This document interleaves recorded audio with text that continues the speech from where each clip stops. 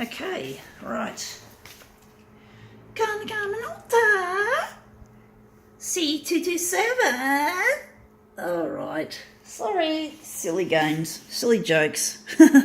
Photocopiers indeed. Konica Minolta in particular. I do find that a funny name, Konica Minolta, even though I hate their company culture and all that shit.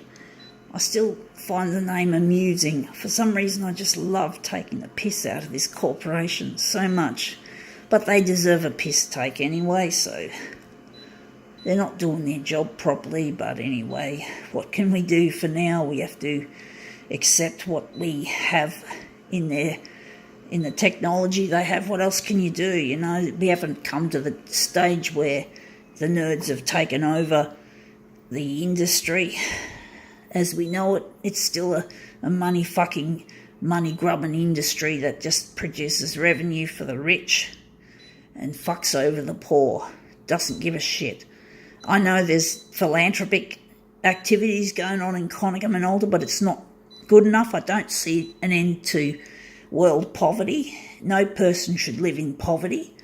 I don't see the difference that this company has actually made. Personally, I don't see anything, so I'm a bit confused as to what's the point of it. If the company only gives a tiny percentage of what they earn, it's not fucking good enough.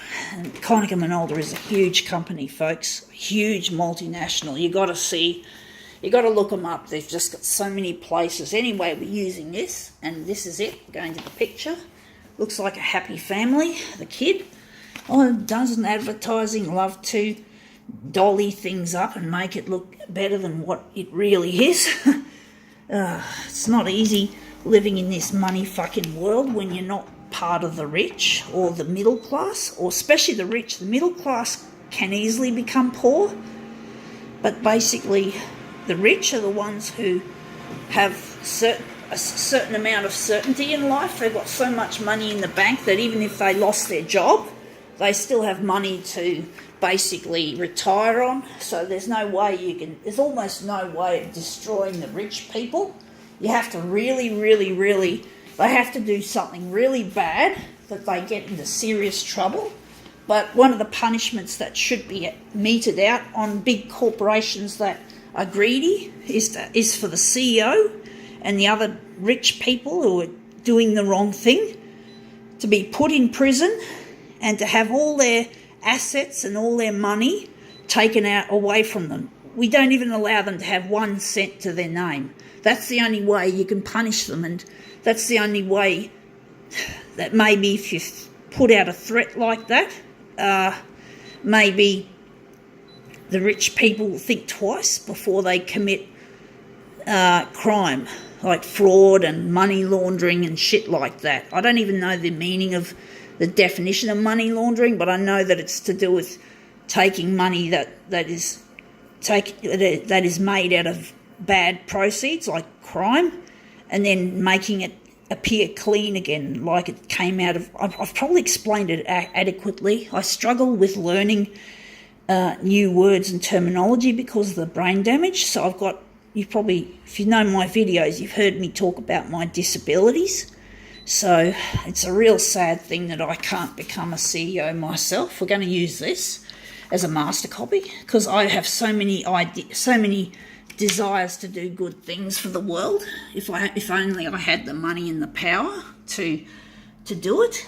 And one of the things would be to end world poverty and I want to be a CEO and a scientist, but there will be technology that will help repair the brain damage I had at birth, which is the cause of most of my disabilities, I believe. And basically, I want to become a CEO and I want to make heaps of money like any CEO. I want to make heaps of money, but the only difference is most of that money is going to be given away. I'm not interested in keeping it for myself and for the people in my cliquey little groups or my family.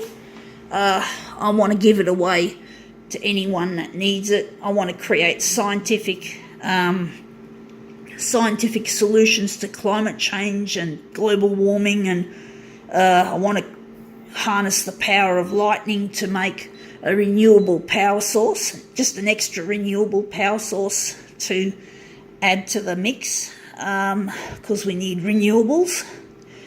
And basically, yeah, I've got a lot of things I want to do before I die. I'm not ready to die yet.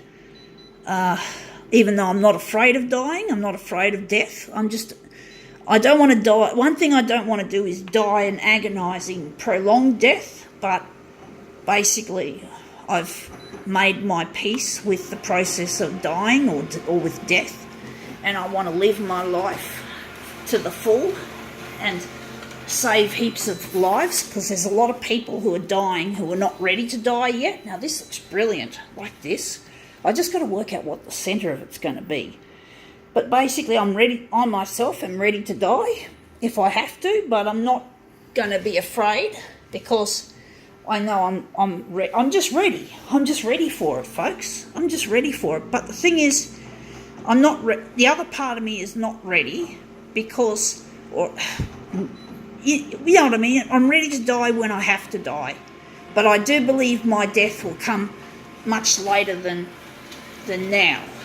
I got a gut feeling I'm going to live to a ripe old age if I play my cards right. And basically, when I die, it'll be the right time to die. It won't be too early. I don't want it to be too early. That's the part of me that's not ready to die, not because I'm afraid.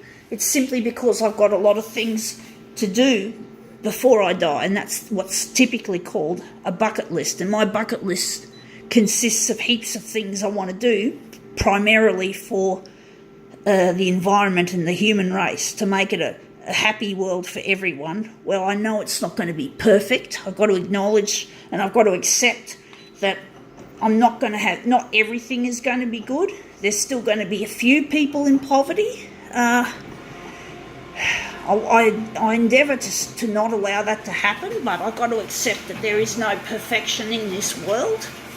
Even if I can make the most happiest time in history of the world, there's still going to be people, sadly enough, who will fall through the cracks. I don't intend for that to be the case, but I have to prepare myself not to expect everything to be perfect. I've got to set myself a high bar and achieve it, but I've got to accept also that I can't be perfect. This is not what we call utopia.